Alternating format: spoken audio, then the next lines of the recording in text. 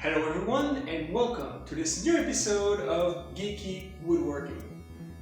So today we're making things a little bit different than usual because I'm showing you the final product before I'm showing you how I'm building it.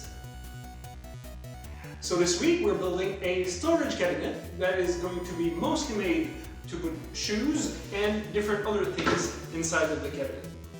So my client ordered this cabinet to celebrate the 5 years she spent with her boyfriend.